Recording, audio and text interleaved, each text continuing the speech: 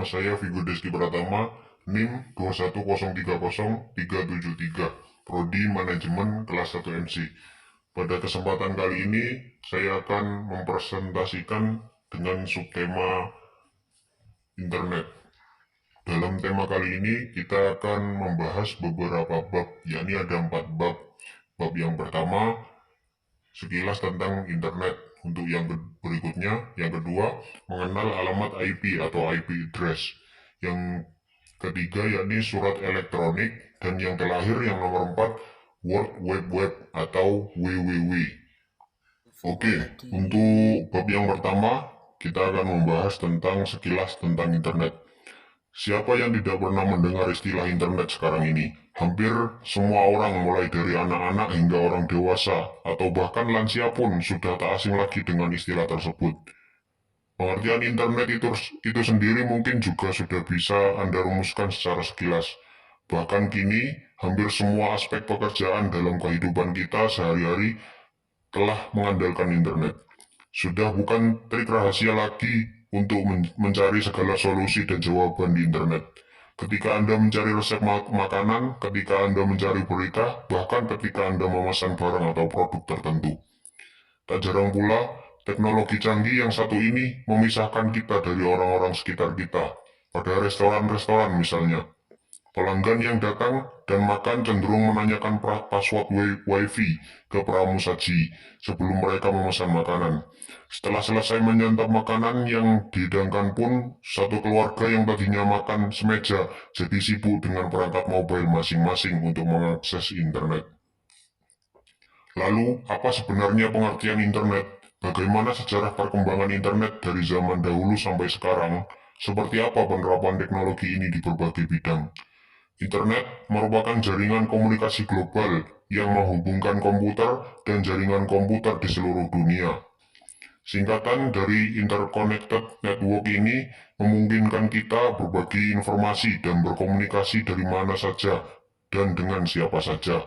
Standar teknologi pendukung yang dipakai secara global adalah Transmission Control Protocol atau Internet Protocol Suite. Disingkat sebagai istilah TCP atau IP. TCP atau IP ini merupakan protokol pertukaran paket, dalam istilah asingnya Switching Communication Protocol, yang bisa digunakan untuk miliaran lebih pengguna yang ada di dunia. Sementara itu, istilah Internet Working berarti cara atau prosesnya dalam menghubungkan rangkaian internet beserta penerapan aturannya yang telah disebutkan sebelumnya. Sejarah perkembangan internet. Internet pertama kali muncul pada tahun 1969 dengan bentuk sebuah jaringan komputer yang dibuat oleh ARPA. ARPA yakni singkatan dari Advanced Research Project Agency, pembangun jaringan internet pertama yang kemudian diberi nama ARPANET. ARPANET inilah yang menjadi cikal bakal terbentuknya jaringan internet yang kita kenal saat ini. Di tahun 1980-an, barulah internet mulai dipakai oleh kalangan terbatas dan menjalankan fungsinya dengan menghubungkan berbagai kampus atau universitas yang populer di Amerika Serikat sendiri. Protokol standar dari TCP atau IP tersendiri mulai dipublikasikan ke publik di tahun 1982. Adanya nama domain juga sudah mulai dipakai 4 tahun setelahnya. Tempatnya di tahun 1984.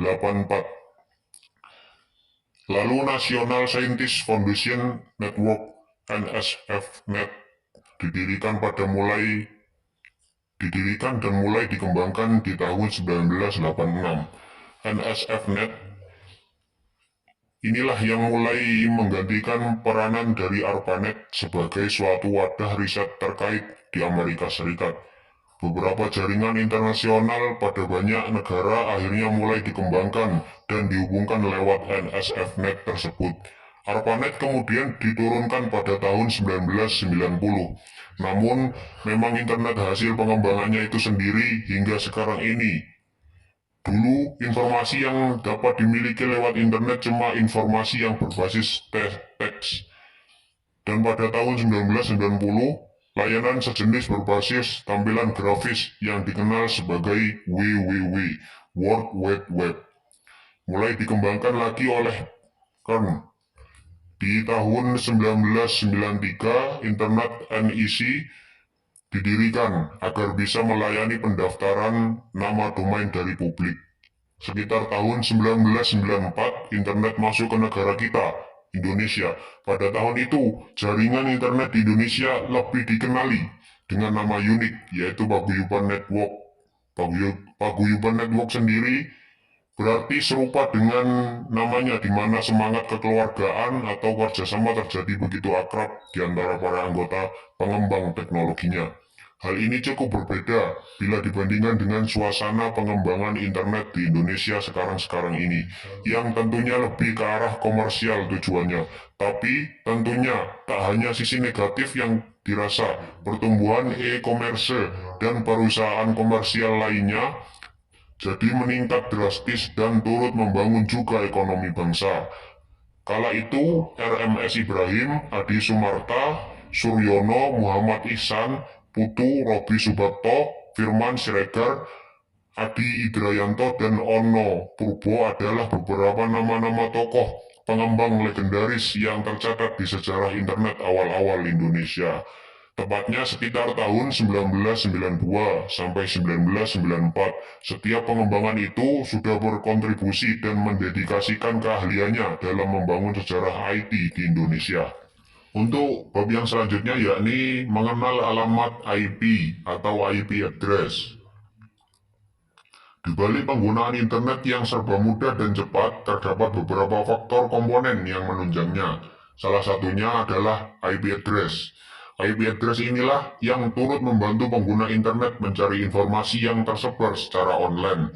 IP address seperti sebuah jembatan yang menghubungkan pengguna dengan informasi yang ingin diperoleh.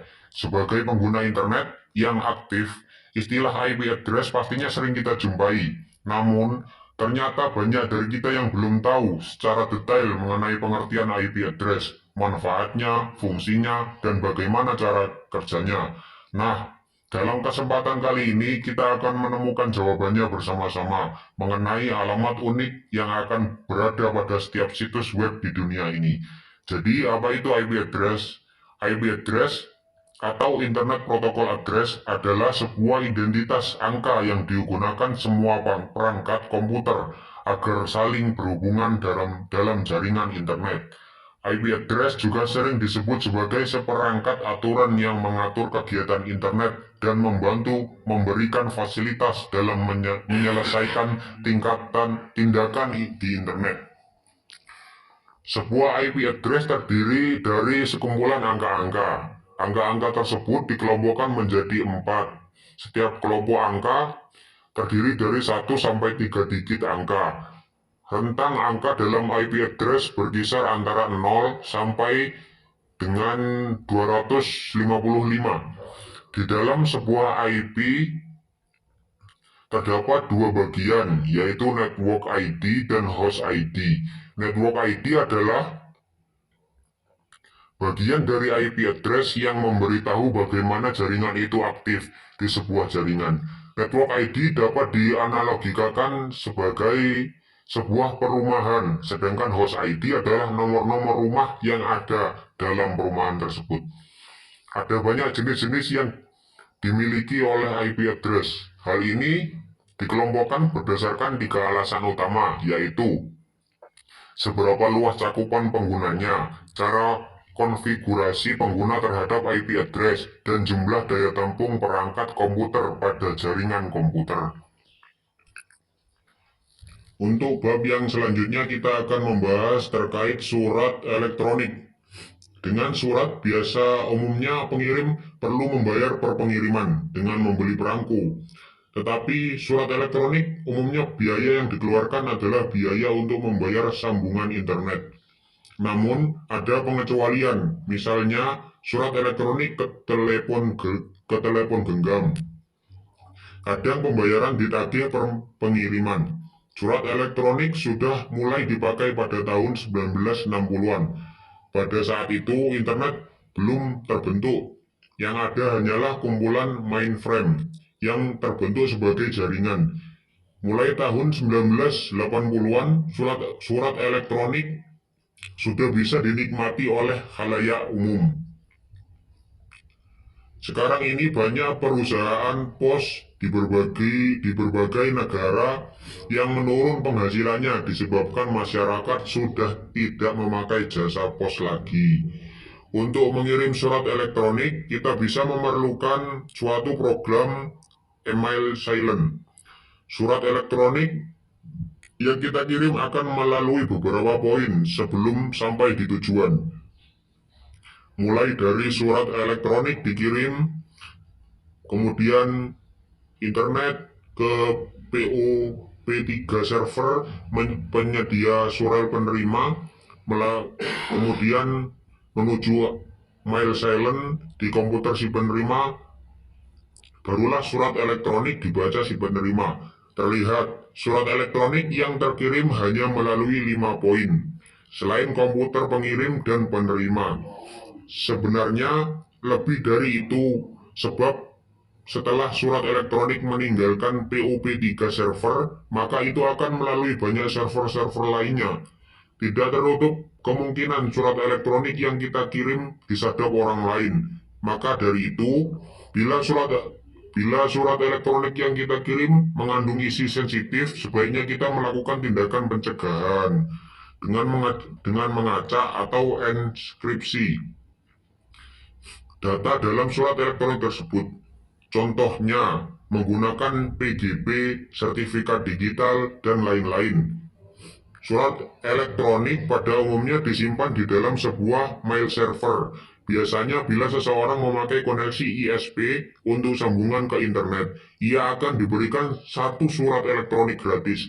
Surat elektronik yang diterima akan disimpan di server surat elektronik ISP. Ada 2 cara untuk mengakses surat elektronik. Yang pertama, dengan cara menggunakan peramban web seperti Mozilla Firefox.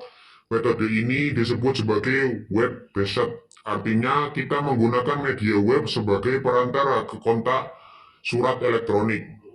Contohnya Yahoo Mail dan Gmail. Untuk menggunakannya, pengguna haruslah dalam keadaan daring. Layanan surat elektronik berbasis web biasanya disediakan oleh penyelenggara layanan surel gratis. Untuk cara yang kedua, menggunakan program pengakses surat elektronik atau email silent seperti Eudora Mail, Outlook Express, Windows Mail, Mozilla Thunderbird, Mood. Dengan menggunakan program seperti ini, seseorang harus mengetahui konfigurasi yang bisa didapatkan dari ISP. Keuntungannya adalah dapat membaca surat elektronik tanpa perlu terhubung secara terus-menerus dengan internet. Dan puluhan surat elektronik dapat diterima dan dikirim secara bersama-sama sekaligus. Kelebihan yang lainnya adalah perangkat lunak ini menyediakan fungsi-fungsi penyutingan dan pembacaan surel secara luring. Dengan demikian, biaya koneksi ke internet dapat dihemat. Untuk bab yang terakhir, kita akan membahas terkait World Wide Web atau WWW. Oke, secara umum pengertian WWW adalah kumpulan sumber daya internet seperti FTP, Telnet, Usenet, teks hyperlink, file audio, dan video, dan situs jarak jauh yang dapat diakses dan dicari oleh browser berdasarkan standar seperti HTTP dan TCP atau IP. Disebut juga web. Itu dibuat pada tahun 1989 oleh fisikawan Inggris Tim Berners-Lee saat bekerja di Laboratorium Fisika Partikel Eropa. Dimanapun Anda berada, Anda dapat mengakses konten situs-situs web melalui internet dengan menggunakan perangkat seperti komputer, laptop, ponsel, dan lain-lain. WWW bekerjasama dengan internet, memungkinkan pengambilan dan tampilan teks dan media ke perangkat Anda. Web pada awalnya adalah kumpulan situs berbasis teks yang dihosting oleh organisasi yang secara teknis cukup berbakat untuk membuat server web dan mempelajari HTML. Ini terus berkembang sejak desain aslinya dan sekarang termasuk media interaktif sosial dan konten yang dibuat pengguna yang membutuhkan sedikit atau tidak ada keterampilan teknik. Fungsi www antara lain yang pertama, web mail service. Web mail service memungkinkan pengguna untuk mengirim, menerima, dan meninjau email dari browser web mereka. Web email service menawarkan akses mudah dan menyimpan pesan email untuk pengguna yang tidak terhubung ke internet dari lokasi biasanya. Web email service menawarkan banyak fitur dan fungsi yang sama untuk mengelola email sebagai perangkat lunak email desktop seperti Microsoft Outlook dan Mozilla Thunderbird. Beberapa layanan web mail service yang lebih populer adalah Yahoo Mail, Gmail, Hotmail, dan AOL Mail. Saat masuk ke web email service, Anda cukup memasukkan URL situs web mail web di kolom alamat atau lokasi browser, dan kemudian menggunakan akun webmail dengan mengetikkan nama pengguna serta kata sandi. Untuk yang kedua, fungsinya adalah search engine. Dan pada dasarnya www memudahkan search engine dalam merangkum segala website yang ada di dunia. Karena ada ratusan juta situs internet, maka hadirlah search engine alias mesin pencari. Mesin pencari adalah program yang dirancang untuk memungkinkan pengguna menelusuri informasi atau konten di World Wide Web. Ini membantu mengambil informasi yang diinginkan dalam waktu minimum. Ini memungkinkan Anda untuk memasukkan kata kunci atau frasa tertentu dan mengambil daftar item yang cocok dengan kata kunci dan frasa tersebut. Yang ketiga yakni web hosting. Web hosting adalah layanan yang memungkinkan organisasi dan individu untuk mengirim situs web atau halaman web ke internet. Situs web di-host atau disimpan pada komputer khusus yang disebut server. Ketika pengguna internet ingin melihat situs web Anda, yang perlu mereka lakukan adalah mengetikkan alamat situs web atau domain Anda di browser mereka. Komputer mereka kemudian akan terhubung ke server Anda, dan halaman web Anda akan dikirimkan kepada mereka melalui browser. Sebagian besar perusahaan hosting mengharuskan Anda memiliki domain untuk dapat di-hosting. Jika Anda tidak memiliki domain, perusahaan hosting akan membantu Anda untuk membelinya. Yang keempat yakni fungsinya yang terakhir, portal. Portal adalah lokasi pribadi di internet yang bertindak sebagai titik akses ke informasi yang tersedia di World Wide Web. Beberapa portal populer adalah facebook.com, gmail.com, dan twitter.com. Jadi, secara keseluruhan pengertian www secara singkat yakni www yaitu layaknya buku elektronik besar yang halamannya disimpan di beberapa server di seluruh dunia. Halaman web diberi alamat online yang disebut Uniform Resource Locator (URL). Kumpulan halaman web tertentu yang dimiliki oleh URL itu kemudian disebut situs web. Misalnya www.facebook.com, www.google.com, dan lain-lain. Oke, mungkin cukup sekian dari saya. Kurang lebihnya saya mohon maaf. Terima kasih atas perhatiannya. Semoga bermanfaat bagi kita semua.